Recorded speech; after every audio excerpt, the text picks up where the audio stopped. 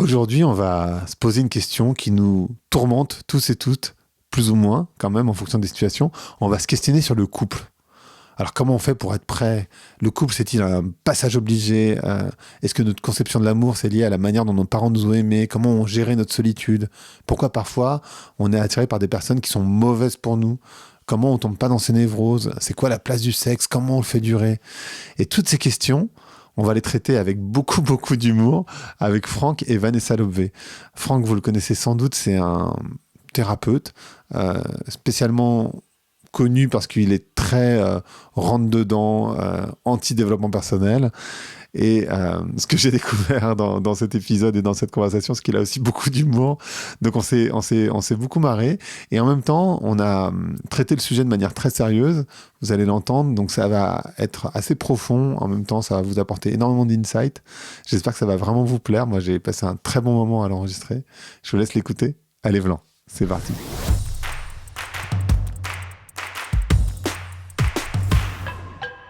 Donc, bonjour à toutes et bonjour à tous. Bonjour Vanessa et Franck, comment ça va aujourd'hui? Bonjour Greg. Bonjour Greg, ça va bien. Bonjour tout le monde. Ça va bien? Bon, alors on est ravis. On va parler du couple ensemble. Ça tombe bien puisque vous êtes tous les deux. Et peut-être que la première question, c'est de se poser la question, est-ce que le couple, c'est un passage obligé d'abord? Moi, je crois pas. Enfin, pour moi, oui, mais je crois que pour les gens, pas forcément.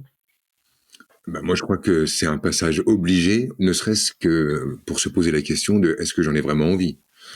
Au moins pour ça, tu vois. Après qu'on aboutisse à c'est pas trop mon truc, j'ai pas envie de vivre ça, ok, mais sans avoir fait l'expérience, ça me paraît un peu curieux. Donc ça pourrait rester un passage obligé, au moins dans le sens là, au moins pour dire j'aime pas. Ok, je comprends. Ou j'aime. Ou j'aime, après évidemment. Ou j'aime. C'est comme quand on fait goûter des trucs aux enfants. Il faut au moins goûter pour dire si on aime ou on n'aime pas. Je veux dire, je pense. C'est ça. Ouais. Mais après, on peut aussi avoir eu des mauvaises expériences passées qui font que tu te dis que tu n'aimes pas, alors qu'en fait, parfois, tu n'as pas rencontré une personne avec laquelle ça fonctionnerait bien, non? Oui, mais... Oui, mais du coup, tu as eu l'expérience. Donc, c'est un passage obligé pour savoir si on veut ou on veut pas. Mais pour la suite, c'est vrai que du coup, c'est comme, on reprend la métaphore des légumes et des enfants, tu n'aimes pas la première fois, ça ne veut pas dire que quelques temps plus tard, tu n'auras pas changé tes idées à propos du goût, accepté d'autres goûts, etc. Après, on peut, et c'est un classique, on peut toujours se servir de ce qu'on a vécu de douloureux pour se dire, c'est le couple qui est douloureux, ou c'est les hommes qui sont douloureux, ou les femmes qui sont douloureux. C'est-à-dire qu'on peut généraliser notre vécu. Et en général, c'est des attitudes d'adolescent. Un adolescent, il fait une expérience et il se dit « Ah, ça, j'ai déjà fait, c'est mort ». Un adulte pourrait se dire « J'ai pas fait l'expérience, j'ai fait l'expérience avec un tel ». Donc, l'expérience avec un tel ne m'a pas plu, ce qui ne signifie rien de ce que serait l'expérience avec tel ou tel autre. Et alors, il y a une phrase sur votre site qui m'a interpellé, et vous dites travailler sur soi, c'est peut-être la meilleure manière de ne pas bouger. Et déjà, j'aimerais bien comprendre cette phrase. Et puis ensuite, vraiment, la question qui vient derrière, c'est comment on fait pour être prêt, entre guillemets, si tant est qu'on puisse l'être. C'est ta phrase. Hein. Ok, j'y vais. Assume tes phrases. Là, je la comprends, mais explique ce que tu veux pour dire. Pour moi, si c'est le meilleur moyen de ne pas bouger que de travailler sur soi, c'est... Il y a plusieurs niveaux dans la réponse. Le premier truc, en fait, c'est déjà l'idée que travailler sur soi, c'est pour moi l'idée que il y a quelque chose qui tourne pas rond chez moi et que et je vais d'abord me considérer comme un problème. Je dis que travailler sur soi n'avance pas parce que si je pars avec comme énergie, comme postulat, ce que je suis ne convient pas et que je travaille là-dessus, c'est-à-dire que je nourris cette idée en énergie, en quête, en recherche, etc., il est rare que ça puisse aboutir à que je tombe en amour de moi alors que le moteur sous-jacent, ça soit ce que je suis ne convient pas. Déjà, il y a cet a priori. Mais après... on pourrait faire un podcast entier juste sur cette question. Donc bon, voilà. Vas-y, hein. Avance. Moi, ça me va. J'affleure le truc, mais il y a aussi un autre truc, c'est si ça n'aboutit pas, c'est parce que je ne sais pas je ne sais plus ce que je veux dire. Ce qui n'aboutit pas, c'est que c'est pas quelque chose qu'on peut contrôler, je pense. Travailler sur soi veut dire changer, veut dire guérir, veut dire évoluer, alors que finalement, nous, on pense que c'est le temps qui passe, c'est les cycles, c'est les saisons, c'est la nature, c'est le vécu, c'est les expériences qui fait qu'on change et qu'on évolue. Il n'y a rien à faire pour changer et évoluer. Comme une plante pousse, nous, humains, on pousse, et il n'y a pas il y a rien à faire pour ça.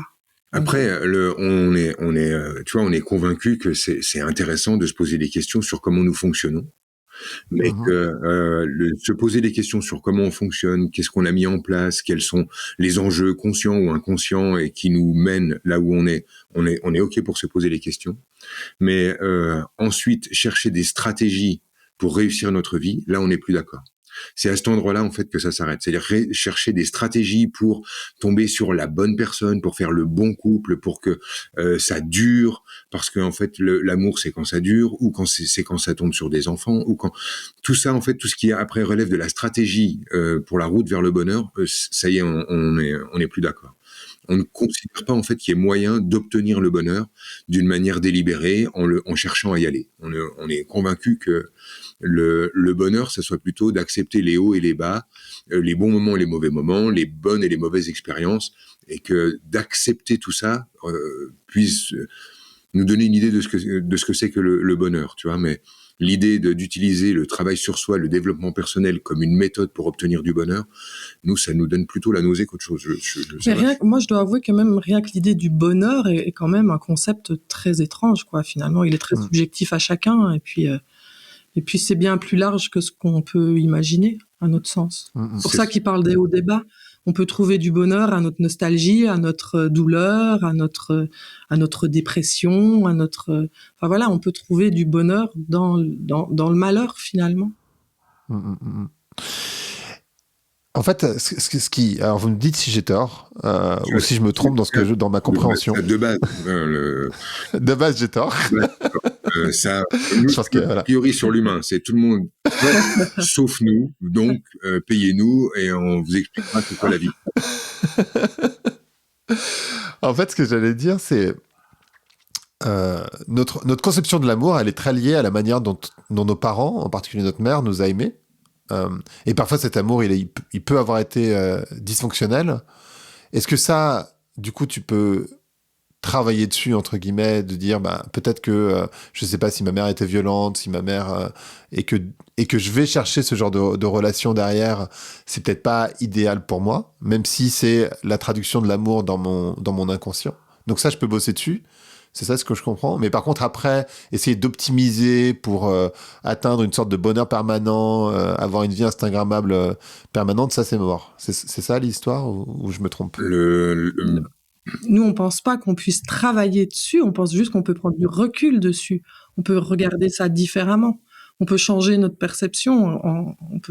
C'est ça, c'est-à-dire que si tu veux, notre travail, il se fait en amont de ce que tu es en train de décrire. Bon, alors évidemment, sur la part qu'on a déjà nommée auparavant, c'est-à-dire la course au bonheur instagrammable, on est tombé d'accord, c'est pas notre cam. On n'y croit pas, en fait. Voilà, on n'y croit pas. On pense que la vie, elle est faite de hauts et de bas, et que si on connaît pas les bas, on connaît pas les hauts.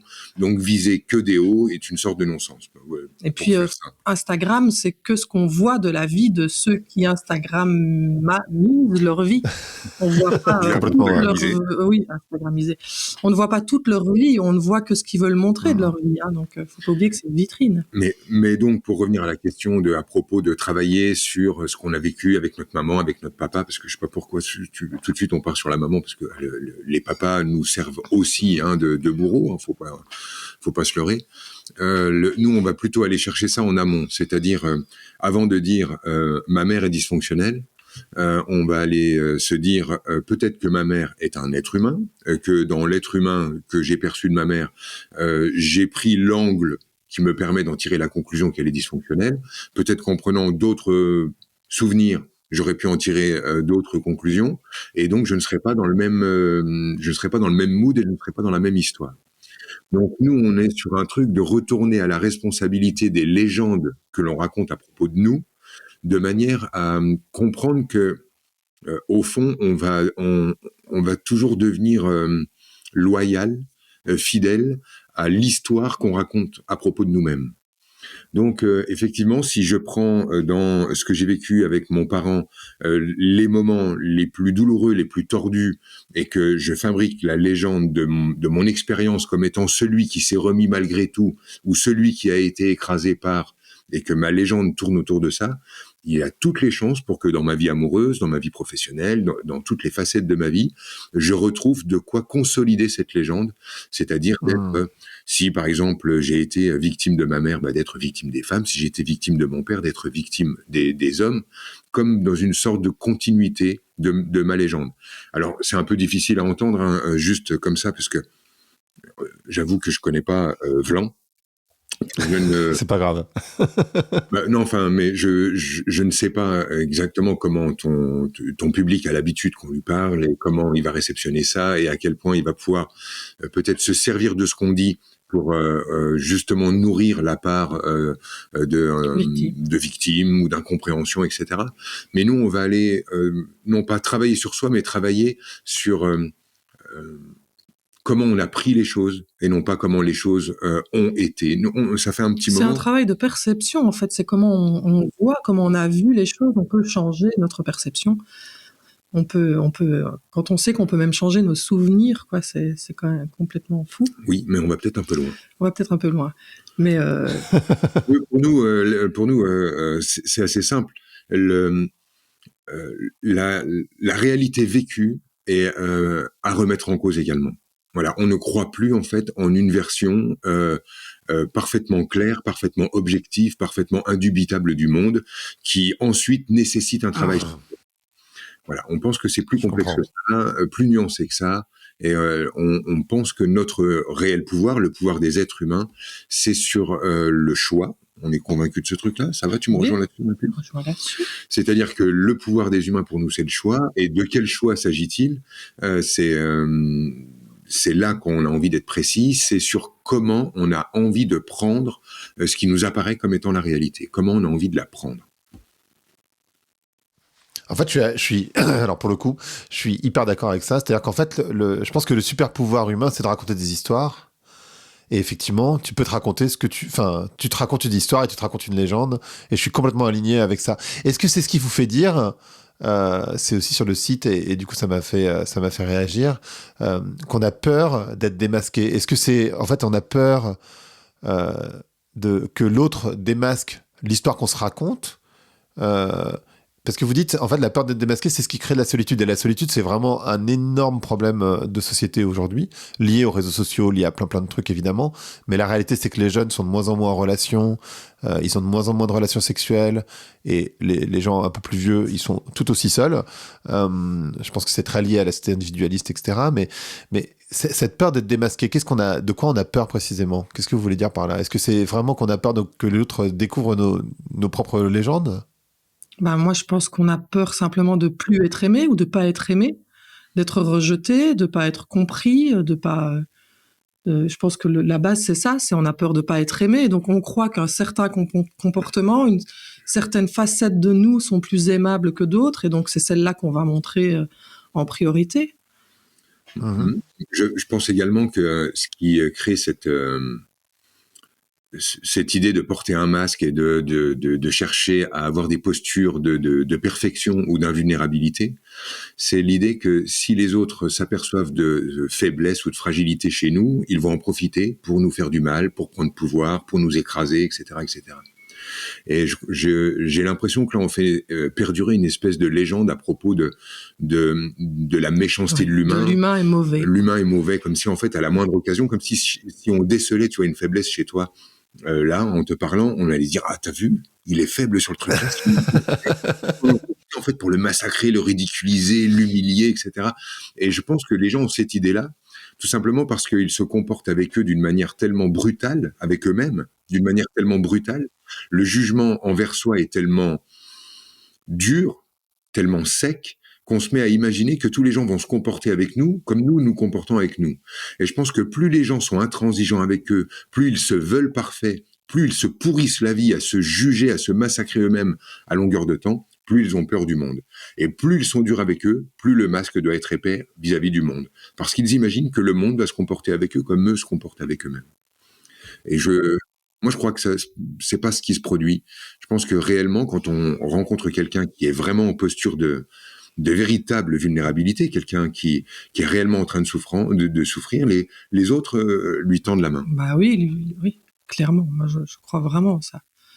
En cette nature de compassion, quoi. C'est ça, d'une pure empathie. Ouais. C'est ça. On croit ça.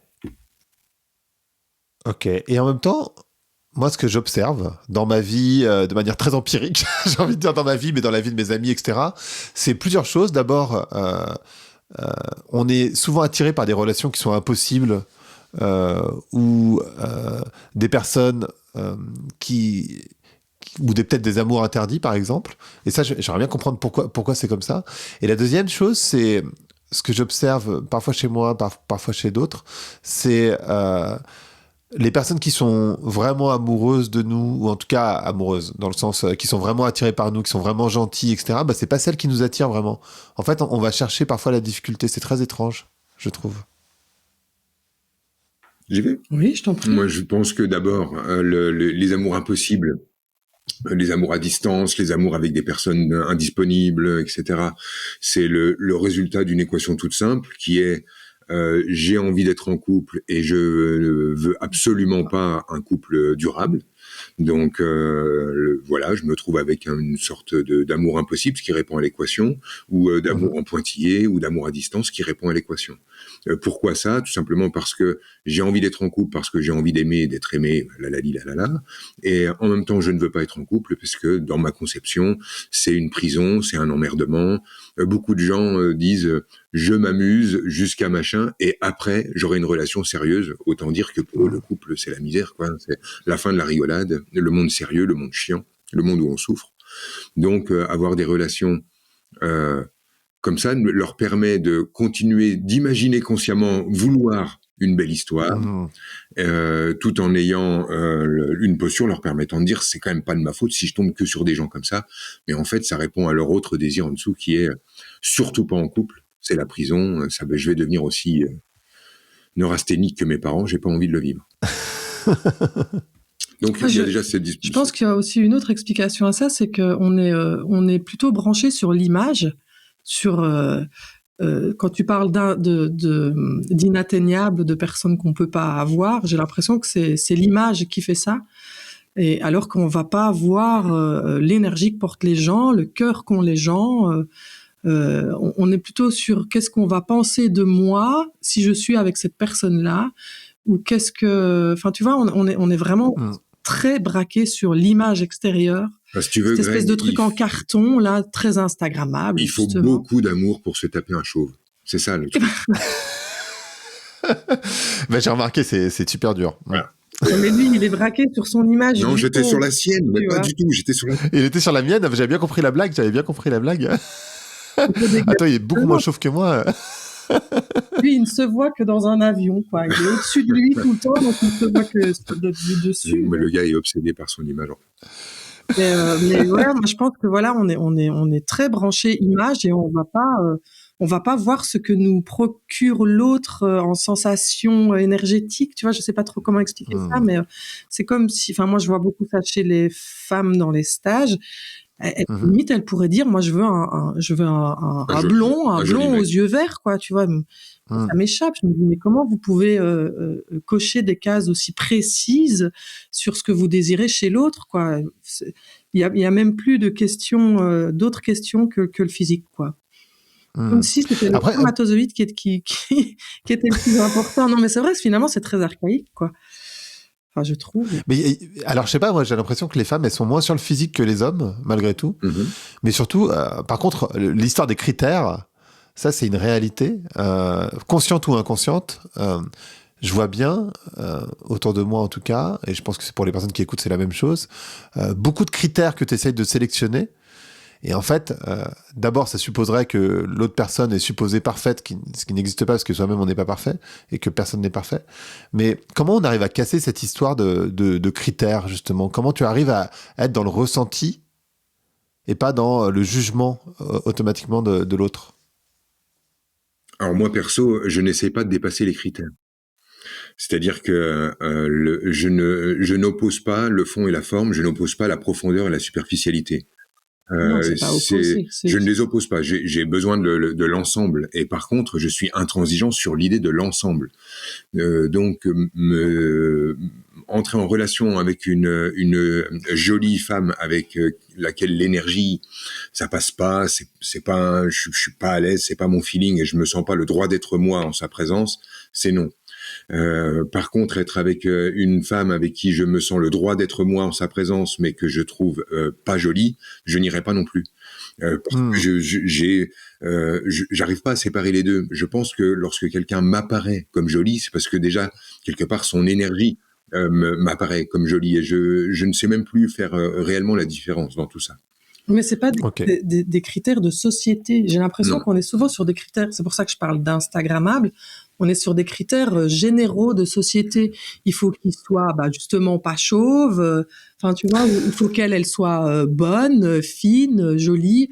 Alors qu'il y a bien d'autres critères qui nous sont propres à soi. C'est très personnel la beauté, quoi. Finalement, faut que l'autre apparaisse beau, faut pas qu'il apparaisse beau au monde, mais à toi. Oui, c'est ça. Et c'est une autre question que le physique. C'est pour ça que je parle de sensation. C'est qu'il y a aussi des sens. Il y a le toucher. Le toucher, pour moi, a été hyper important dans ma relation avec Franck, quoi. C'est en le touchant que je me suis perdue en lui. Tu vois, il y a un espèce de truc déjà, bien moi, plus... faut me toucher. Hein. Je me suis pas laissé... Je me suis comme ça... Il y a quelque chose de plus animal qu'intellectuel, à mon sens, quoi. Voilà. Mais c'est vrai qu'il y a beaucoup de critères qui sont... Pardon. Excuse-moi, je voulais pas te couper, mais sur l'idée de la perfection, on développe pas, mais pour te la faire courte, pour nous, c'est du fascisme pur et dur. On le voit dans les gens qu'on rencontre en stage et qui sont dans une quête de perfection. D'ailleurs, en général, c'est des gens de moins de 35 balais. Après, Dieu merci, ils abandonnent. Mais il y a un espèce de truc d'une violence inouïe, c'est-à-dire que ils se veulent parfaits. C'est imaginer qu'il faut vivre en déni permanent. Hein. Se vouloir parfait, c'est être dans une posture où on ne peut pas se regarder. C'est-à-dire qu'on ne peut pas savoir comment on fonctionne, quelles sont nos idées sous-jacentes, quelles sont nos intentions, les plus délétères, les plus moches, les plus animales, les plus... en fait, on est obligé de vivre dans un déni permanent. Donc, on doit quand même interpeller là-dessus. C'est pas... Personne n'est parfait et on va tendre à la perfection. C'est-à-dire que rien que tendre à la perfection, pour nous, est du fascisme. C'est déjà une erreur. Mais c'est d'une violence inouïe, quoi. On ne tend pas vers la perfection, on tend vers son humanité. C'est-à-dire, au contraire, renouer dans notre nuance, dans ce qui est beau, moche, grand, petit, finalement, plus on est complexe, plus on est humain. Plus on est humain. C'est ça. Et plus on veut être parfait, moins on est complexe, hein, puisqu'on n'est plus que la moitié de l'équation qualifiée de bien.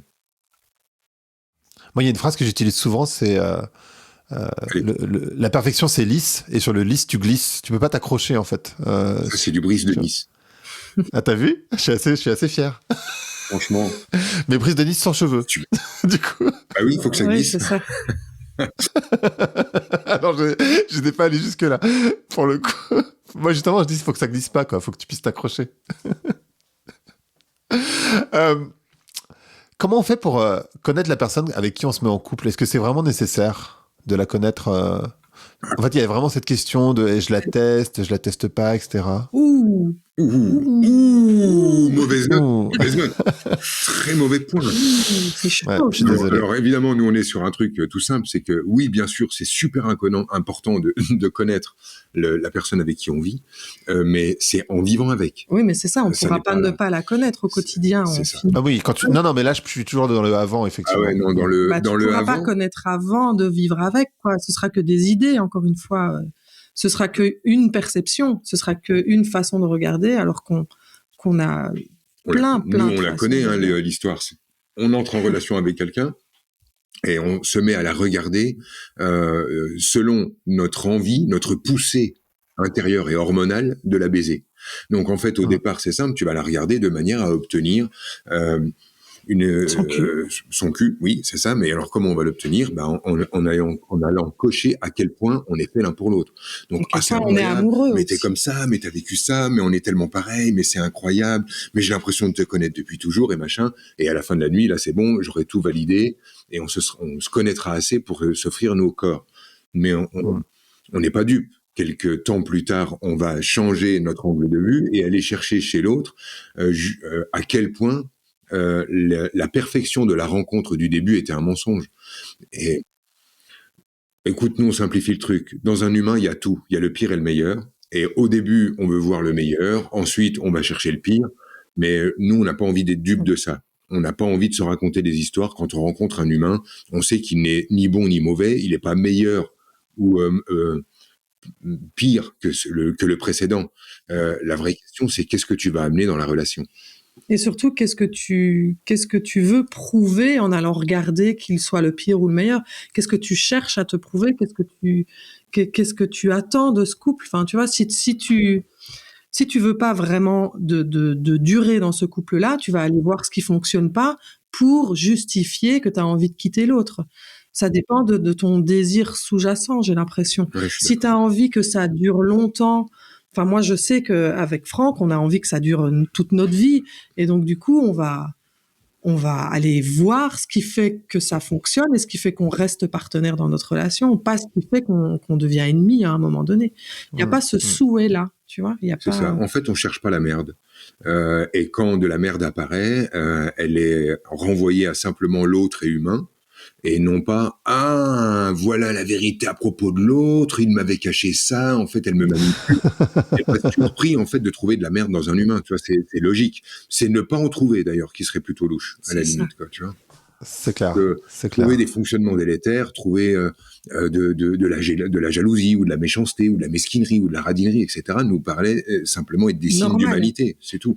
Et on ne cherche pas des trucs qui seraient non, s'il y a ça, il faut que je m'en aille, je ne peux pas vivre ça, mais je me prends pour qui? Je me prendrais pour qui à dire non, ça chez un humain, je ne peux pas le vivre. Faudrait croire que nous, on est exempt de ces problèmes-là, de ces défauts, de ces fonctionnements. Non, ce serait une fois de plus vivre avec une main sur un œil, c'est-à-dire en déni. Non, on tombe sur un humain, donc il y a du beau, il y a du moins beau, on s'en fout, c'est pas le sujet, quoi. Vas-y, pardon. J'ajoute ça, finalement, on se dit aussi que c'est ce qui n'est pas beau qui nous demande véritablement de l'amour. Tu vois, ce qui est beau, a priori, et ce qui est magnifique, il n'y a pas de quoi aimer. Ça, c'est aimable d'office, naturellement, tu vois. C'est pas une question d'effort, mais c'est pas ça l'expression de l'amour. J'ai l'impression, moi, que c'est à chaque fois que je vois à quel point c'est un con et que je continue à l'aimer, que je ressens l'amour que j'ai pour lui. Sinon, le reste... c'est ça. Et moi, en fait, quand je me sens aimé dans le con que je suis, je me sens en sécurité. Si je me sens aimé pour ce qui va bien chez moi, ça veut dire que je dois passer mon temps à cacher ce qui va mal chez moi et de continuer de vivre avec une espèce de liste de c'est bien, c'est mal, qualité, défaut. Et je pense que cette liste, c'est ça qui massacre la plupart des auditeurs et des gens en général. Je vis avec une espèce de truc de ça c'est bien, ça c'est mal, ça j'y ai droit, ça j'y ai pas droit. Et comme on est des humains, on doit vivre en faisant semblant de pas être ce qu'on est. Mais c'est horrible. Et dans ce cas-là, le couple devient super anxiogène. Parce que d'un seul coup, c'est un endroit dans lequel je dois me cacher. Alors si, dans mon quotidien, dans mon intime, je dois me planquer, où suis-je en sécurité, quoi? Nous, on veut faire un couple dans lequel on est vraiment en sécurité, c'est-à-dire dans lequel, moi, j'ai le droit d'être le con que je suis, et Vanessa a le droit d'être la merveille qu'elle est, parce qu'il n'y a pas de... On a bien cherché, il n'y a rien de... Attends, il n'y a rien, elle est parfaite. Loin de là. Et ça me fait penser à ce que vous dites, tu sais, au début d'une relation, quand pour aller aux toilettes, c'est toute une histoire, en fait, parce que tu te caches. C'est ça. Alors que c'est complètement con, parce qu'en fait, évidemment, chaque humain va aux toilettes, a priori. Ouais. Mais n'empêche que t'en as honte. Toi, c'est très étrange. Mais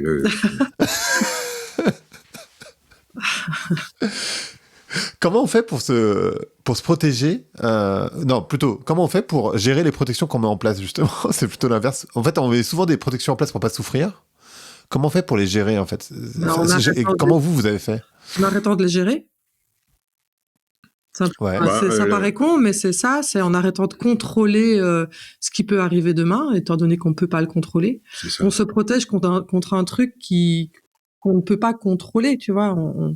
on n'a pas de bouclier efficace finalement contre la vie. C'est la vie, elle est pleine de surprises et on ne sait pas de quoi elle sera faite, donc autant l'accepter tout de suite. J'ai Ce qui est assez dingue avec le bouclier, ce qui est censé me protéger, c'est que non seulement ça ne me protège pas, c'est-à-dire que tous les gens qui se protègent continueront de dire « Ah bah tu vois, j'avais bien raison de me protéger, j'en ai pris plein la gueule. » Donc ils en ont pris plein la gueule, donc leur protection n'est pas efficace.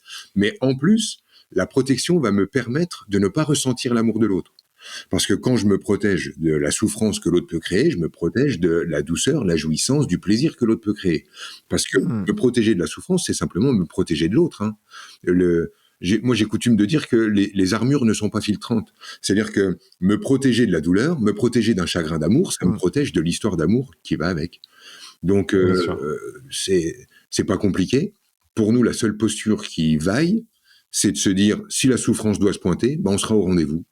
On va pas vivre comme des chiens, terrés dans notre coin, à dire ah non, si jamais j'ai un jour un chagrin d'amour ou si jamais j'ai mal, moi je veux pas avoir mal, je veux que du bien-être. Moi je suis dans le développement personnel, je veux du bien-être, je veux du mieux-être, je veux que des bonnes sensations, je veux regarder le positif en toute chose. Et là je deviens une espèce de caniche dégénéré qui vit dans la trouille, qui vit dans la terreur, qui vit dans la trouille et qui ne vit plus en fait finalement parce que non, vas-y, arrache-moi le cœur. C'est tout. C'est qu'est-ce qui va se passer? Je vais avoir un chagrin d'amour et alors, on a tous eu, on est tous debout, on est tous en train de manger, de se marrer, de vivre la vie. Donc, si je dois avoir mal, j'aurai mal et point barre. Donc, du coup, les protections, non. Protection, c'est si je me protège de comment Vanessa peut me faire mal, je me protège de comment elle peut me faire du bien. Et il y a plein de notions qui sont en dessous et complètement invisibles. Et je pense qu'on n'aura pas l'occasion de les développer tout de suite, si tu veux, Greg, mais un truc tout simple. C'est que j'ai remarqué que plus je donnais de pouvoir à l'autre, plus je me sentais bien et powerful dans ma vie. Moi, j'ai longtemps cherché à avoir du pouvoir. Ça se voit, ça crève les yeux. Il suffit de regarder un peu mes vidéos, machin. Je suis un homme qui aime le pouvoir. Et j'ai mal compris comment on l'obtenait parce que je suis souvent passé par prendre pouvoir ou avoir du pouvoir sur l'autre. Alors que j'ai remarqué aujourd'hui que lorsque je donne du pouvoir aux gens, et notamment à celle qui m'aime, donc quand je lui donne du pouvoir, c'est moi qui en gagne. J'ai de plus en plus de sécurité, de plus en plus d'espace d'expression dans ma vie. Et donner du pouvoir, ça signifie donner des outils à Vanessa pour qu'elle puisse me faire du mal. J'aurais précisé ce truc-là, comme ça on aura quand même un outil efficace. On parle souvent, tu sais, de la peur de la vulnérabilité. Tu nous parlais tout à l'heure de la peur d'être... Ouais, bien sûr. Et souvent, ce qui est mis en dessous, c'est j'ai peur d'être fragile en la présence de l'autre, j'ai peur de montrer mes failles, j'ai peur de montrer ma sensibilité, mais ça, c'est du bullshit. Montrer sa sensibilité, aujourd'hui, c'est merveilleux, c'est être un héros. Je veux dire, montrer sa sensibilité, c'est super. Tout le monde adore ça. Ouah, tu vois, l'autre, c'est super. C'est pas ça le danger. C'est valorisé, ouais. C'est valorisé. Et l'idée, c'est pas j'ai peur de montrer mes failles ou ma fragilité ou machin. Le vrai truc de montrer sa vulnérabilité et d'être vulnérable, c'est de donner des outils à l'autre pour qu'il puisse éventuellement s'en servir pour nous faire mal. C'est-à-dire, la véritable vulnérabilité, c'est montrer le con que je suis.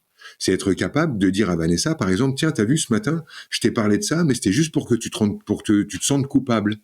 En fait, c'est une manip, juste pour que tu te sentes moins bien que moi, comme ça je me sens mieux. Et là, je suis en train de montrer le con que je suis. Quand je lui donne des outils comme ça, là, je suis vulnérable. C'est-à-dire que je suis vraiment en train de donner des outils à l'autre. Je suis pas dans une espèce de fausse posture de « Ah non, je dois cacher ma fragilité parce que tu comprends ma sensibilité. » Non, tout ça, c'est du bullshit. Le vrai truc... Et qu'est-ce que tu fais si Vanessa l'utilise, justement? Tu lui donnes des outils et elle les utilise contre toi? Ben, en fait, ce qui est génial, c'est que soit elle utilise le truc et je vois que son intention, c'est me faire mal, c'est parfaitement clair, soit en fait, elle n'utilise pas le truc et du simple fait de ne pas l'utiliser, elle me montre à quel point elle est capable de me prendre tel que je suis. Et c'est l'autre nom de l'amour. L'autre nom de l'amour, c'est prendre l'autre tel qu'il est. Et donc là, j'ai vraiment un outil lui permettant non seulement d'avoir du pouvoir sur moi, mais de pouvoir enfin m'aimer en renonçant à me faire mal. Et je trouve que... c'est l'inverse de la protection. C'est l'inverse de la protection. J'ouvre tout le truc et là, je dis à l'autre, bah voilà, maintenant, tu vois, la balle est dans ton camp. Puisque le truc est tout ouvert, c'est toi, en fait, c'est toi qui as le pouvoir. Et grâce à ça, je vais pouvoir me sentir aimé et je vais te donner l'occasion d'aimer. Ça change la donne et l'autre n'est plus traité en ennemi, si tu veux. Oui, parce que ce que t'as pas dit, je crois, enfin, j'ai pas tout écouté, mais ce que t'as pas dit, c'est que quand on sort avec un bouclier, Pardon.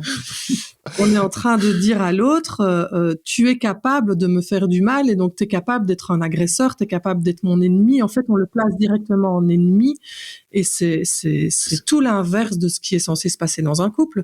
Dans un couple, on est là parce qu'on a envie d'être là, parce qu'on a envie d'être avec l'autre quotidiennement et passer du temps avec lui. Et je dis pas parce qu'on l'aime, parce que c'est trop large et bon, bref, mais le placer en ennemi a priori, en se protégeant, bah, c'est quand même bizarre, tu vois. C'est même hyper agresso. C'est-à-dire que de traiter l'autre immédiatement comme je traitais mon ex, ou comme je traitais mon père, ou comme je traitais ma mère, c'est hyper agresso. En fait, l'autre n'a pas encore produit quoi que ce soit, on est déjà en train de se protéger de lui. Donc, il est une menace a priori. Donc, en fait, au fond, on sait qu'il a une intention délétère. Mais l'autre le ressent, ça. C'est quelque chose que l'autre... Bien sûr. Du coup, ça crée pas des basses scènes, en tout cas. C'est ça. Ça crée pas des basses scènes. Je crois que nous, on a résumé le truc comme ça, Greg. On vit de manière à ne pas faire chier l'autre. Je sais pas comment. C'est même l'inverse. On vit pour rendre l'autre heureux, quoi. Enfin, je sais pas. Pour qu'il soit bien, on le met bien, tu vois. Donc, si on découvre un truc moche chez lui, on se jette pas dessus pour lui dire t'as vu, je savais. Et machin. Non, on a envie que l'autre se sente cool dans un truc cool où il est pas sous pression. Nous, on a envie d'être. Tu vois, en fait, on fait. Enfin, moi, je sais pas. Je fais pour lui ce que je voudrais qu'il fasse pour moi, finalement, en dessous, quoi. Ça change la donne. C'est ça, l'équation. Elle est toute simple, en fait. Puis voilà, c'est mon amour, donc je vais pas le prendre pour mon ennemi. Et quand je me prends à le faire parce qu'il y a encore des mécanismes qui sont là, je me le rappelle, je me dis hop, t'es en train de te protéger d'un truc qui n'est pas là. Il est là, il est là et il t'aime. Sinon, il serait pas là. Mais ce petit exercice, Vanessa, comment tu le fais ? C'est-à-dire, comment tu arrives à prendre le recul sur tes mécanismes ? Tu vois, parce qu'en fait, il y a une question. Je connais assez que pour connaître mes mécanismes. Et donc, quand ils apparaissent, parce que je peux pas encore les faire disparaître, tu vois, ils sont plus forts que nous, nos mécanismes. Quand ils apparaissent, je m'arrête 2 secondes et je me rappelle que c'est mon amour, que c'est pas mon ennemi. Et puis, on s'en fout, tu vois, on a le droit de merder. C'est-à-dire que ça nous arrive que le ressort émotionnel sous-jacent soit tellement tendu qu'effectivement, on part en couille, on part en vrille d'un seul coup, on sait pas pourquoi, le diable sort de sa boîte et on se met à réagir à une situation. Et donc, on peut réagir, mal réagir, aller trop loin, on s'en fout, on a la marche arrière. À tout moment, on peut dire, non mais attends, je prends le recul en prenant du recul, en m'arrêtant 2 secondes et en regardant ce qui vient de se passer. Ce que moi, j'ai engendré dedans, tu vois. Je vais pas continuer à alimenter ce que lui me fait, mais ce que moi, je suis en train de faire. C'est ça, je pense, la prise de recul. C'est se voir faire avec sincérité.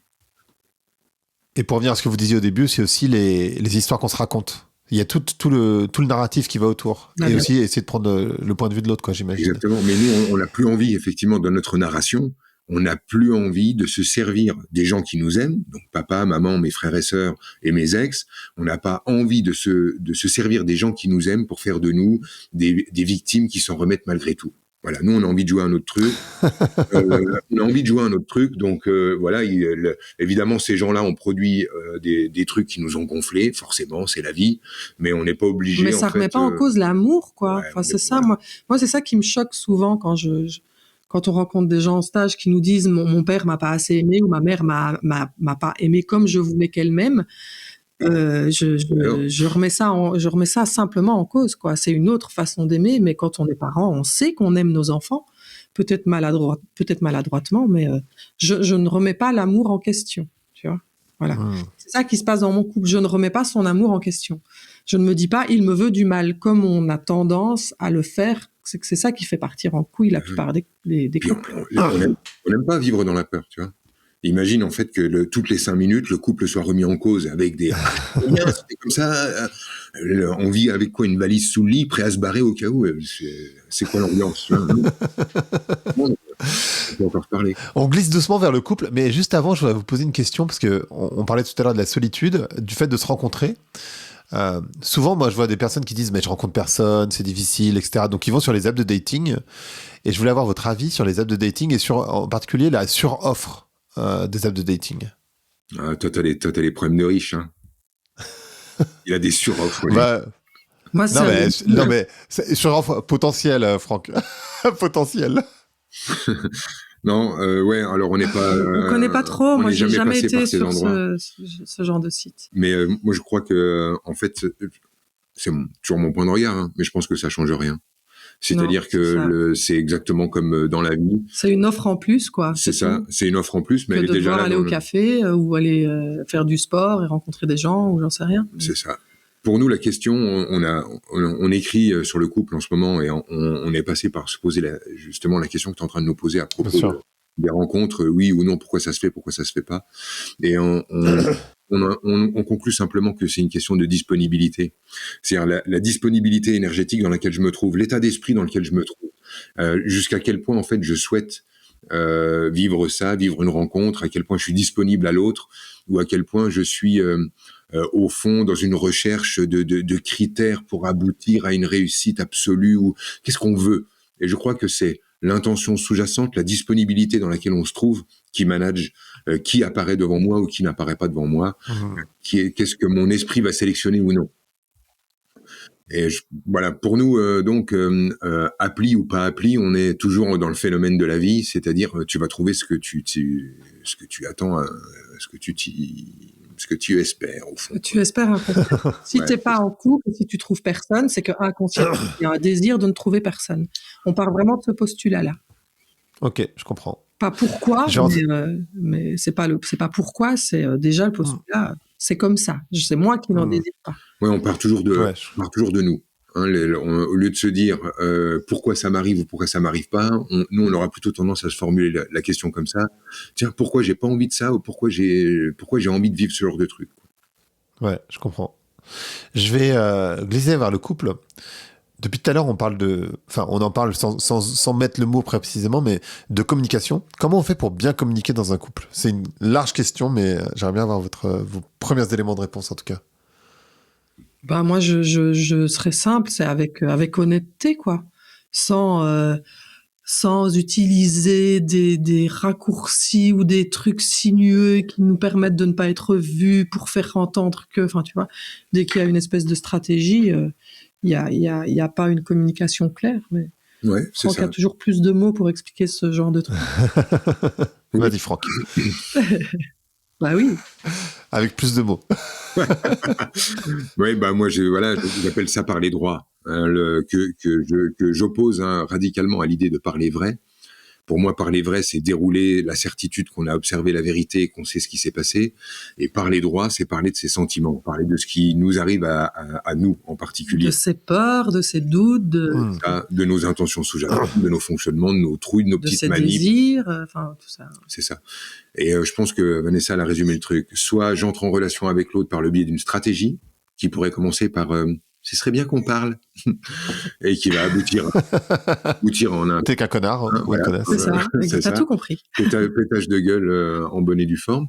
Donc, soit ça commence par des stratégies de communication, c'est-à-dire je voudrais faire prendre conscience à l'autre qu'il est le problème, mais je ne voudrais pas lui dire qu'il est le problème parce que je ne voudrais pas qu'il me dise qu'il a vu que je pensais qu'il était le problème. Ouais, c'est bon, je vais plutôt aller regarder comment je suis le problème. Et je vais pouvoir parler de moi, parler de comment moi je suis le problème peut-être. Mais la question c'est d'arrêter les stratégies, arrêter de prendre l'autre pour un con, arrêter de prendre l'autre pour quelqu'un qui est incapable a priori d'entendre réellement ce que j'ai à dire. Et quand l'autre ne m'entend pas, plutôt que de dire ah non mais l'autre veut pas entendre, il est un con, peut-être de se pencher sur le truc, de dire pourquoi en fait il a aucune envie d'entendre ça. Parce que peut-être que ça n'est pas de la communication mais que c'est de la violence. Et j'aimerais vraiment juste décaler le point pour qu'on puisse voir que des fois, dans une communication qui paraît être une communication en profondeur, j'aimerais que mon homme parle de ses sentiments et qu'il exprime. En fait, on est dans de la violence. On n'a pas envie qu'il exprime. On a envie qu'il reconnaisse qu'il n'exprime pas, qu'on reconnaisse qu'il est fermé, qu'on reconnaisse qu'il est le problème. En fait, on est dans du pétage de gueule. Et ça, c'est de la violence. Donc, le premier truc pour la communication, c'est de savoir quelle est notre intention sous-jacente. Je sais pas, un exemple tout con. Tu vois, Greg, tu prononces la phrase « je te l'avais dit ». Quelle est l'intention sous-jacente? Voilà. Qu'est-ce qu'on veut dire par là? Tu vois, je te l'avais dit, la plupart du temps, c'est Ben, en général, ça n'est pas de la communication claire et ça n'est pas pour faire plaisir, tu vois. Et derrière les petites phrases du quotidien, pourquoi je dis cette phrase? Je voudrais qu'elle aboutisse où?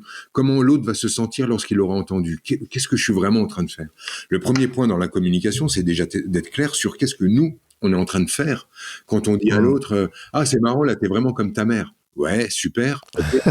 Qu'est-ce que t'es en train de vouloir dire? Et tu crois que ça va aboutir où? Ou de dire à l'autre ah bah j'espère que tu vas pas me faire le coup de quelle est la phrase, elle va où, à quoi elle sert, et est-ce que c'est de la communication?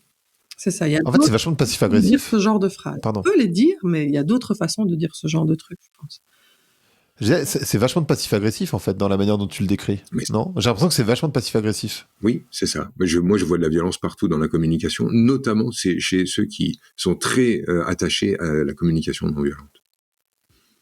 Ah, c'est vrai, tu dirais ça? Parce que, en fait, quand je t'entendais parler, je me disais, tiens, ça me fait penser à la CNV. Ouais, Et toi, tu dis, en fait, les gens qui sont attachés à la CNV, passent leur temps à veiller à ce qui est violent dans la communication.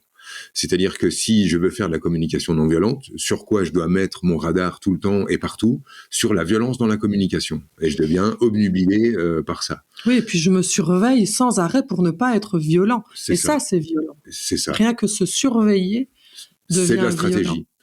Ça devient de la stratégie. C'est-à-dire que il faut d'abord que je montre à l'autre que je ne lui veux pas de mal. Je suis pacifique. C'est dire à quel point, en fait, waouh, Je lui en veux. je lui en veux peut-être. Je sais pas si tu vois ce que je veux dire. C'est-à-dire que ah bah si, totalement. si dans la communication, je suis obligé de veiller à ce que l'autre sente que je ne lui veux pas de mal, c'est dire en fait que je suis obligé de surveiller mes intentions profondes comme si il y avait un diable qui allait en sortir.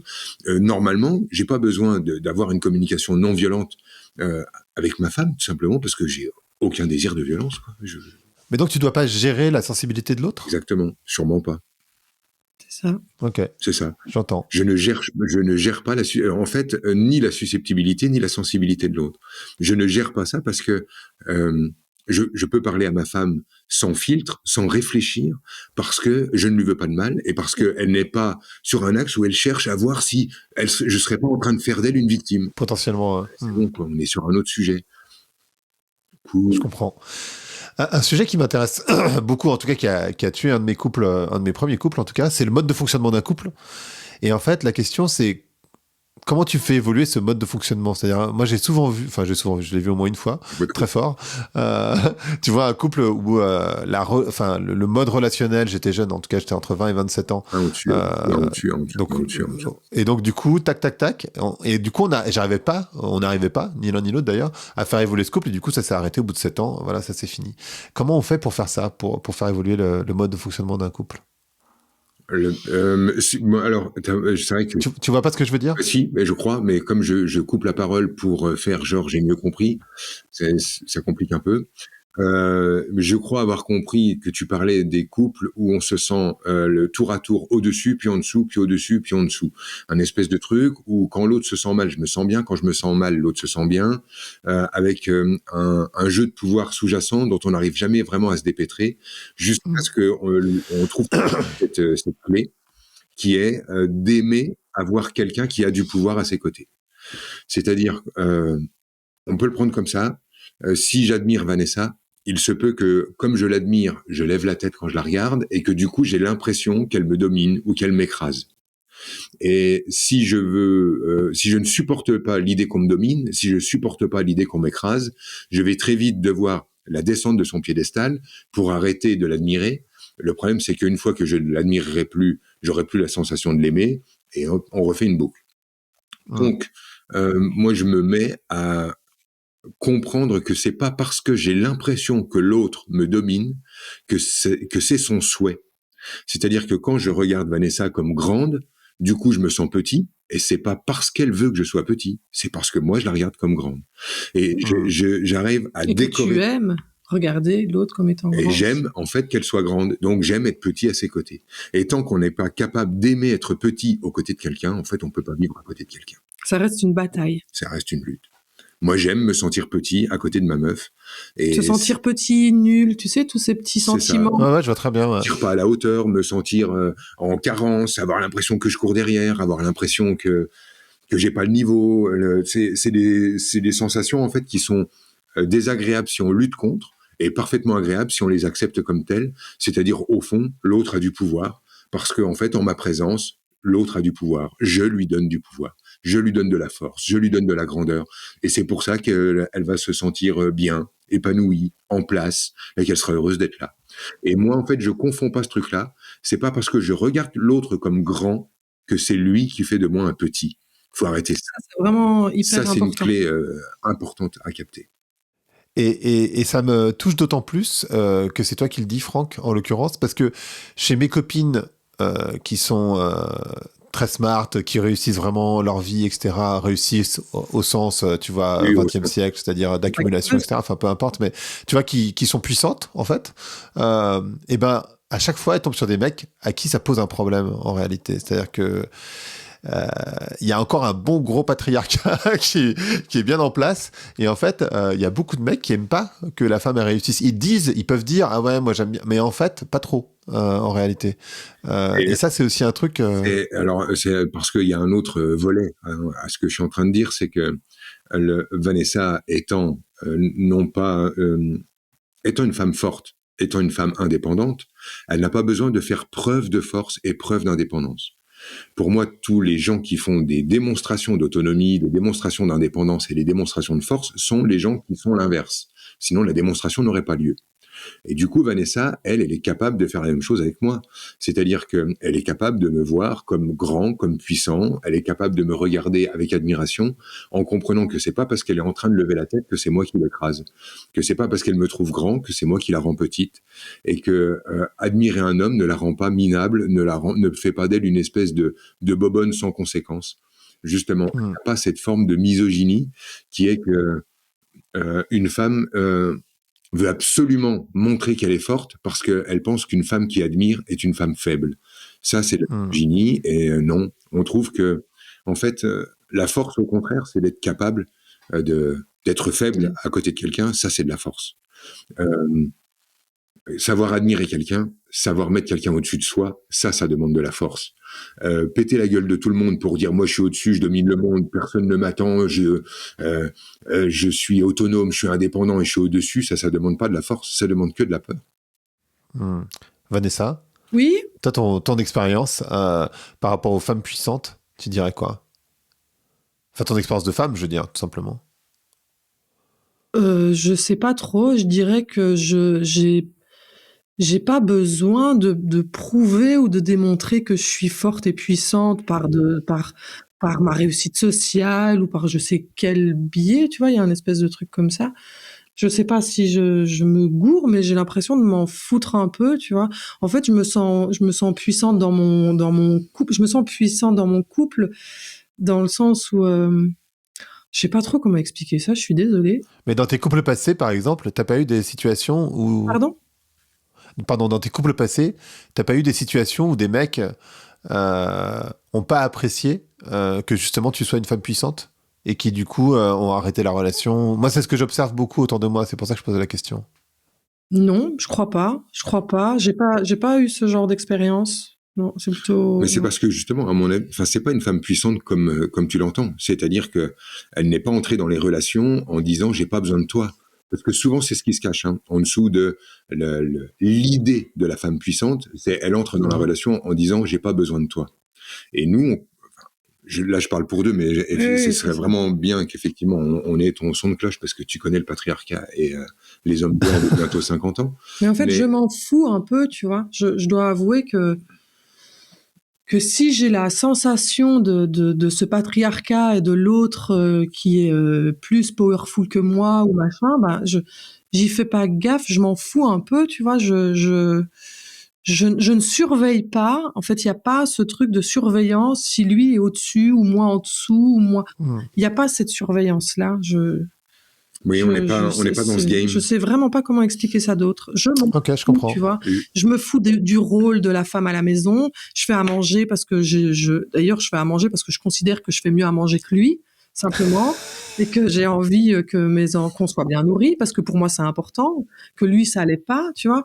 Mais si je me retrouve pas à avoir peur du rôle de la bobonne à la maison. En fait, j'aime ce rôle et je surveille pas s'il est bien pour moi ou mal, ou si c'est lui qui me le donne ou me force, ou j'en sais rien. Voilà, je m'en fous, je fais ce qui me fait plaisir, ce que j'aime faire. Et puis quand ça me fait pas plaisir, je lui demande. Et puis il est toujours là dispo. Enfin, tu vois, il y a pas cette espèce d'enjeu de. D'un autre côté, je produis ce que j'ai à produire, sans rentrer dans le modèle de l'homme qui doit partir chasser pour ramener le je m'en tape, je m'en fous, en fait, je fais aussi ce que j'aime. Et quand j'ai pas envie, je le fais pas. Ouais, mais, c'est ça. On est sur des trucs de base comme ça, mais si tu veux, là où on en était, qui est intéressant à capter, c'est que on n'a pas peur d'avoir besoin de l'autre. Moi, j'ai besoin de ça, j'en ai vraiment besoin pour plein d'espaces dans ma vie, qui vont de ce qu'il y a dans ma gamelle à de ce qu'il y a dans mon cœur. C'est vraiment très grand, tu vois. Et j'ai pas peur d'avoir besoin de l'autre, et elle n'a pas peur d'avoir besoin de moi.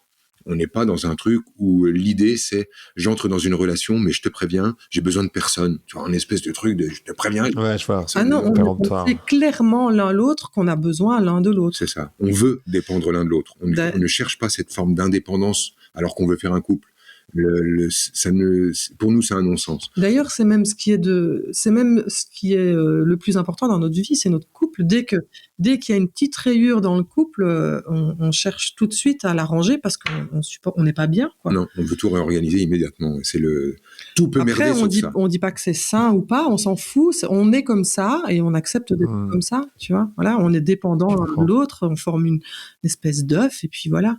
On cherche pas à d'abord s'aimer soi avant d'aimer l'autre. Enfin, tu sais, tous ces trucs à la con. Je vois bien. On est très jaloux, très exclusif et on vit avec ça. On vit avec ça.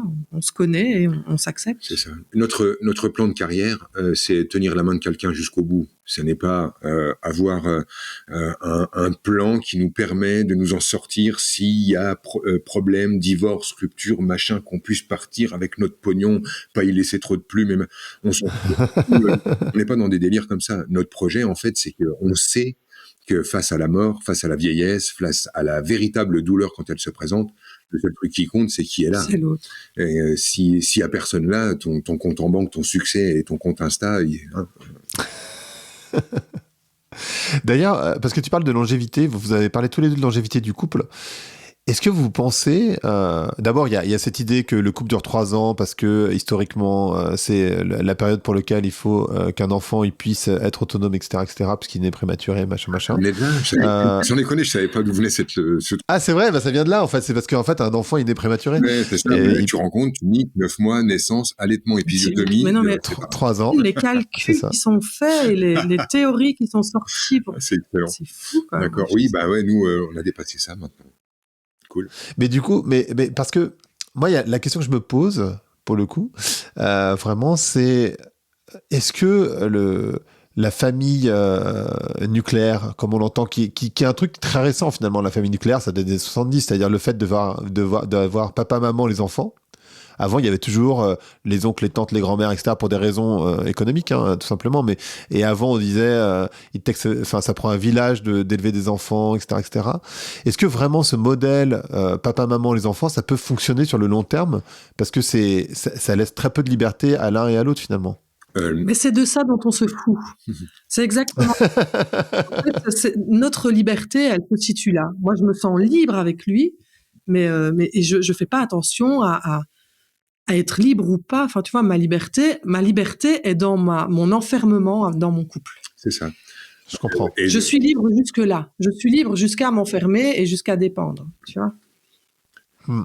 Voilà, en fait, c'est assez marrant parce que, tu vois, la longévité est super importante pour nous. Et on est d'accord avec l'idée que ça s'arrête. C'est-à-dire oui. que on ne fait... si on sait que si on se met à agir pour que le couple dure, on va commencer de créer de la merde. On vit de la longévité parce que on est d'accord avec l'idée de souffrir. Si ça doit s'arrêter, ça s'arrêtera et c'est tout. Quand on n'est pas d'accord avec l'idée de souffrir, on se met à gérer, on se met à contrôler, on se met à mettre le nez dans les affaires de l'autre. À s'assurer. À s'assurer. Ouais, je vois. Chercher des garanties, donc à chercher des preuves. Et quand on cherche des garanties et des preuves, on obtient des mensonges, puisque personne ne peut obtenir ça. Et puis, etc., etc. Donc, c'est parce qu'on est d'accord pour se perdre qu'on sait en fait, que ça dure. Il y a un autre truc, moi, que j'ai remarqué, c'est que souvent, les gens, ils s'assurent contre le départ de l'autre. Un espèce de truc comme ça. Je ne veux pas qu'il parte, je ne veux pas qu'il me quitte. Ouais. Voilà. Alors que finalement, le plus grand départ, c'est la mort. Et ça, on n'a aucun contrôle là-dessus, on n'a aucune assurance là-dessus. Enfin, moi, je suis plutôt là-dessus, tu vois. Ma plus grande peur, c'est qu'ils disparaissent vraiment, c'est qu'ils meurent. Et qu'est-ce qui peut faire que j'empêche ça? Je peux pas empêcher ça. Donc, c'est un truc que je peux pas contrôler, tu vois. Donc, autant, je suis une grosse feignasse finalement. Bah oui, mais c'est ça. Je suis vraiment une fainéante. La vérité sort. Oui, je suis une vraie Merci. fainéante Voilà. Merci. qui s'assume en tant que telle. Lui, Avec plaisir, Franck. les véritables idées. Donc voilà, j'assume ma fainéantise et j'arrête d'essayer de contrôler ou de gérer ou de m'assurer ou de me protéger contre un truc contre lequel je ne peux pas m'assurer.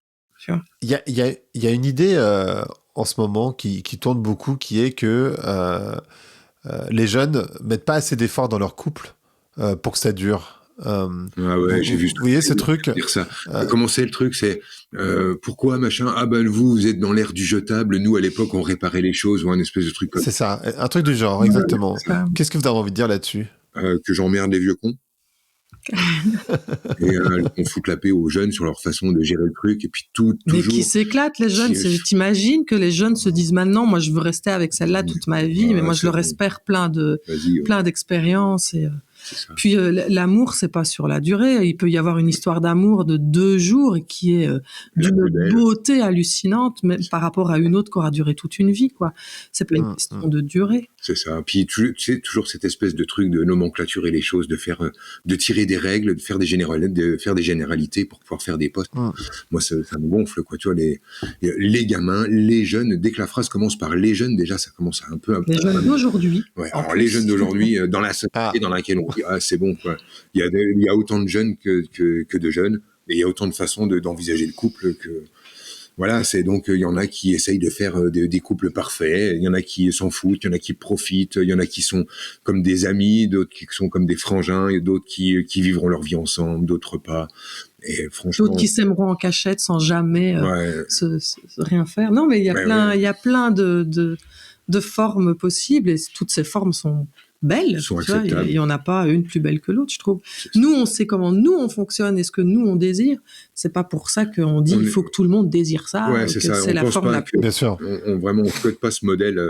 Ah non, pas du tout. À chacun. Même à mes enfants, je leur souhaite pas. Je leur souhaite vraiment de vivre leur vie comme ils la veulent. Puis voilà, il y a pas un bon ou un mauvais modèle, quoi. Je comprends. Ça fait 1 heure qu'on parle, mais néanmoins, si vous avez le temps, j'aimerais bien vous parler de sexe. Parce que le sexe et le désir, en particulier, dans le couple, c'est un vrai sujet. Alors, au début, le sexe, en général, ça se passe bien. Pas toujours. Mais ça peut se travailler quand même. Le problème... Bien au début, quand même. Hein. C'est quand même Ouais. une bonne indication, quoi, je trouve. C'est une belle indication si ça se passe bien au début. Et il faut aussi se connaître un petit peu pour savoir ça. En particulier pour les femmes, j'ai l'impression que parfois tu sais même pas que ça se passe pas super, ou en tout cas que ça pourrait être mieux. J'ai l'association, mais comme je suis pas une femme, je peux pas. Ultra mal baisé, t'en sais rien. C'est vrai. Et ouais, peut-être. Finalement. Peut-être. Mais la question surtout, c'est comment on fait comment on fait durer le désir? Moi, c'est surtout ça la question. Et comment on fait pour durer le désir sexuel? Est-ce que le désir, c'est vraiment la bonne question à se poser d'ailleurs? Bah, moi, je pense que c'est une question primordiale dans un couple. C'est ce qui différencie le couple d'une autre relation, d'une amitié ou de. Le désir est hyper important. Mais comment on le régénère alors? Comment on fait pour toujours vouloir ce qu'on a déjà finalement? Alors nous, on n'a pas eu besoin de le régénérer, parce qu'il s'est jamais éteint. Donc c'est assez marrant, parce que c'est la même... c'est un peu comme un éternel début, donc oui, ça c'est cool. Mais moi, je sais que ce qui s'est passé pour moi, c'est tout ce dont je peux parler, sans faire trop de détails, parce que c'est toujours des endroits où ma pudeur me gêne, je pense, mais j'essaye d'ouvrir. Mais ce qui a vraiment changé pour moi, c'est qu'avant, je pensais que la sexualité, c'était des gestes à produire, donc des gestes plus ou moins cool, qui me renvoyaient à des trucs plus ou moins de mes fantasmes intérieurs, de mon porno intérieur, et donc me faisaient plus ou moins plaisir selon les gestes produits. Et puis, j'ai découvert dans la relation là, et en même temps, en parallèle de nos métiers qui sont quand même vachement tournés sur le feeling, la sensation et les perceptions, où j'ai remarqué que le même geste pouvait avoir des niveaux de profondeur différents selon l'état d'esprit et les intentions que j'avais envers l'autre. Donc ça a été, pour moi, c'est une exploration, et on est entré dans cette exploration il y a 10 ans, et on est encore dedans. Mais pour moi, c'est ça, c'est-à-dire que je croyais qu'une fois qu'un geste était fait, bon, bah celui-là, on l'a fait, ok, next. Alors que maintenant, j'ai capté en fait qu'on pouvait faire le même geste avec une intention, il produisait ça, avec une autre, il produisait ça, avec une autre, encore ça. Et à un certain moment, il produit ça, à un autre moment, il produit encore autre chose. Et que du coup, en fait, le même geste peut être fait 10 000 fois sans jamais aboutir au même résultat. Et alors, du coup, quand tu vois le nombre de gestes qu'on a et la profondeur des intentions sous-jacentes possibles, on est face à une exploration qui pas fini, quoi. Voilà. Et pour nous, en fait, ce côté infini du truc le fait qu'on n'a jamais encore rencontré cette lassitude, parce qu'on est encore à chaque fois étonné. Attends, tu parles pour toi, Franck, hein. Ça se trouve, Vanessa, elle l'a rencontré. Tu dis que toi, tu l'as jamais rencontré. Mais il y a un autre truc aussi, peut-être une autre clé qu'on peut aussi donner, c'est qu'on communique beaucoup là-dessus. On en parle, quoi, tu vois, et c'est pas un sujet où on a peur l'un de l'autre. On en parle quand il y a besoin d'en parler ou quand on a envie d'en parler. Et j'ai l'impression que dans les couples, c'est très compliqué d'oser dire à l'autre, bah je vis ça, et tu vois, il y a une espèce encore de pudeur aussi dans les couples. C'est quand même un sujet très intime. Du coup, voilà, en parler aussi, c'est super important. Et il y a un autre truc aussi que j'ai remarqué, c'est que la sexualité est bien plus large que ce qu'on croit. C'est-à-dire que nous, on pense sexualité, on pense orgasme, alors que c'est pas ça le but de la sexualité. Le but de la sexualité, c'est de faire danser deux corps et puis de se toucher finalement. C'est d'arrêter de se causer, d'arrêter d'être sur un plan mental et d'être sur un plan bien plus charnel. Donc, il y a ça. Alors parce que dans ce cas, on baise à longueur de journée, quoi. Parce qu'on passe son temps à se toucher pendant qu'on se parle là.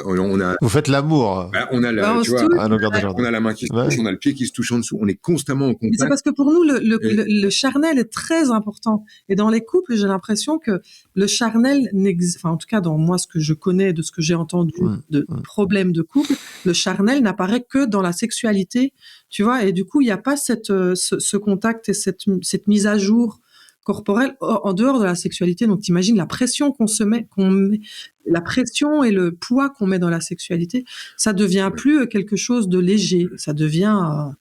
si tu veux, ce qui nous permet, dans la journée, quand on est là, qu'on se croise, de se toucher, de se passer la main dans les cheveux, de vivre ce truc-là, c'est que en dessous, il y a toujours cette idée, tu sais, que l'autre n'est pas traité en ennemi, et donc on n'a pas le sentiment d'être envahi.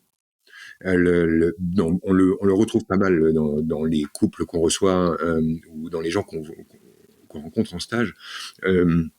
Des histoires de territoire. On est dans un couple et on a peur que l'autre nous envahisse, que l'autre, on doit avoir une sorte de jardin secret, on doit avoir une forme de distance, on doit avoir de l'espace, alors que nous, on est dans presque une disposition inverse. On a envie d'être envahi, on a envie que l'autre habite chez nous, chez soi, on n'a pas envie de se mettre à l'abri de l'autre, et du coup, les contacts ne sont pas vécus comme envahissants, dérangeants, ils sont... Ou obligatoires.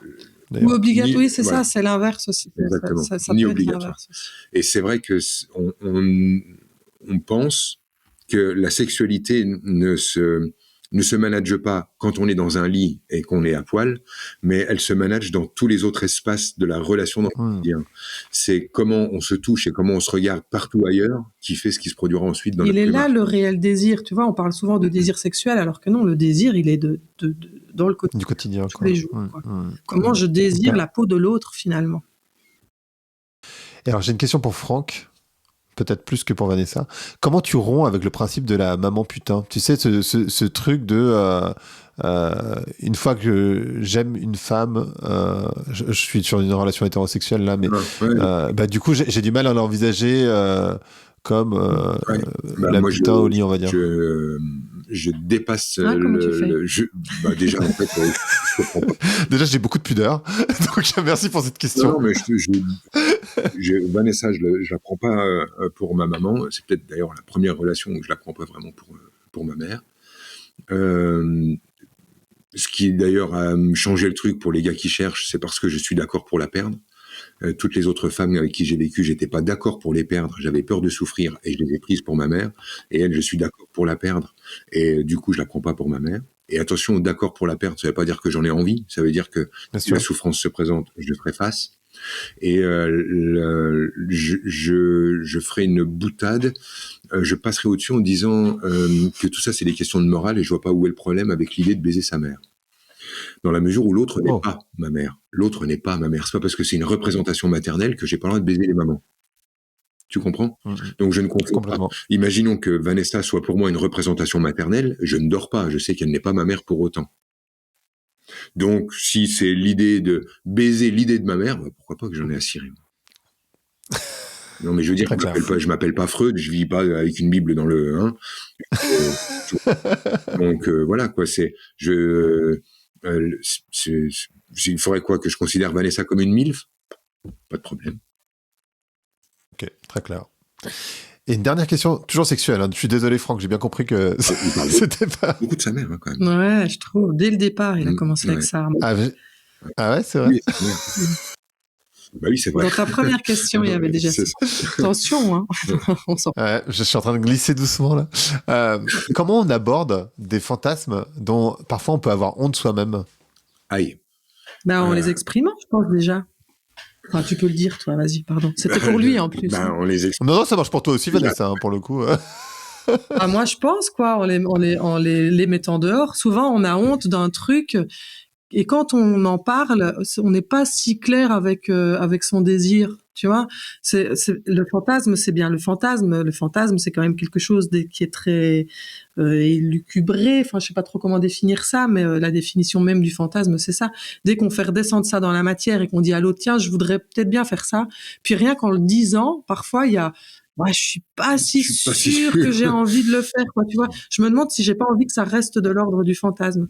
C'est comme si on autorisait une certaine partie de nous un peu pas malsaine, parce que c'est pas du tout malsain, c'est considéré comme malsain pour nous, c'est pour ça que ça fait partie de l'ordre du fantasme, tu vois. Okay, moi, je vois les choses comme ça. Une fois que c'est dit, on voit déjà si l'autre a envie ou pas, donc c'est cool parce qu'on voit si l'autre a envie d'y jouer ou pas, donc finalement on a l'opportunité d'y jouer ou pas, et puis on voit si on en a réellement envie ou pas. Quant à moi, je retournerai sur le volet de donner du pouvoir à l'autre. Exprimer quelque chose dont j'ai honte, c'est encore donner un outil à l'autre pour qu'il puisse me planter un couteau dans le cœur, donc y déposer une caresse, puisque ça signifie simplement que l'accès à mon cœur est libre. Et toujours dans le même délire. Plus je lui donne de pouvoir pour me faire du mal, plus je donne de pouvoir pour me faire du bien. Plus je suis connu, plus je suis moi en la présence de ma femme. Donc oui, c'est flippant. Je peux dépasser cette peur pour lui dire les trucs dont j'ai honte. Ça peut être utile dans le sens là. Super clair. Merci beaucoup.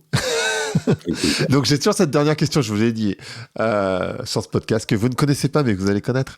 Le podcast s'appelle Vlan. Donc je voudrais savoir à quoi vous voulez ouvrir et où claquer la porte. Et où? Donc soit on ouvre, et où? Soit tu ouvres, soit tu fermes, soit tu fermes et tu ouvres, comme tu veux. Enfin, comme vous voulez d'ailleurs. Personnellement ou pour tout le monde en général, on s'en fout en fait. Non, logiquement c'est toi qui claque ou qui ouvre. Moi, ça peut être. J'ouvrirais bien au printemps, c'est le jour du printemps aujourd'hui, et donc à la surprise, j'ai envie de dire ça. Mais comment t'es trop forte! Voilà, je ouvre au printemps et à la surprise parce que j'aime bien les surprises, même si elles font un peu peur. Cool. Toi, tu fermes un truc ou pas? Non. C'est là qu'il me dit je ferme à notre relation. Voilà, je savais pas comment te le dire. Fais chier. Moi, je vais fermer à l'hiver parce que si tu veux. Aujourd'hui. Non, non, je sais pas. Moi, je vais aller sur quoi? Je vais partir sur Vlan. Et Vlan. Ah ouais, moi, je vais y aller comme ça. Et Vlan. Et si on s'en tapait un peu de tout ça? On arrêtait en fait avec d'être là avec le nez dans notre vomi à regarder. Hein, il y a un morceau de ça. Voilà ce qu'on m'a fait. Voilà ce qu'on m'a dit. Et si on passait à un espèce de truc où on arrête On laisse ça derrière. On arrête un petit peu là de jouer au à l'explorateur, de surjouer. Qu'est-ce qui va m'arriver? Et ça va. Si on pourrait se détendre un peu là. Vas-y, viens, on vit le truc et après on verra. Vivons. En fait, c'est faut vivre. Ouais, c'est ça. De toute façon, est-ce qu'on a le choix finalement, quoi? On est là, donc. C'est ça. Je veux dire, un peu moins être sur la touche, en train de calculer, à être là, à écouter des podcasts ou des gens comme moi, hein, je parle bien de moi, hein, qui vont voir en fait quel sera notre prochain pas dans la vie. Et sans déconner, vas-y, éteins le bordel et va jouer, quoi. Pour rien. Ouais, être dans l'action. C'est ça, parce que c'est le printemps. Bon, enfin, vite à vie, c'est le printemps. Cool. Merci beaucoup à vous. Merci. Merci d'avoir écouté Vlan. Si vous avez aimé l'émission, n'hésitez pas à mettre des étoiles sur vos plateformes de podcast préférées. Vous pouvez aussi partager l'épisode sur vos réseaux sociaux, Instagram Stories, Facebook, LinkedIn, où vous voulez. Je suis Grégory Pouy. Vous pouvez me retrouver sur l'intégralité des plateformes sous le nom Greg from Paris. Si vous avez des idées pour des invités, si vous avez des commentaires, n'hésitez surtout pas à m'envoyer un message. Allez, merci et à bientôt.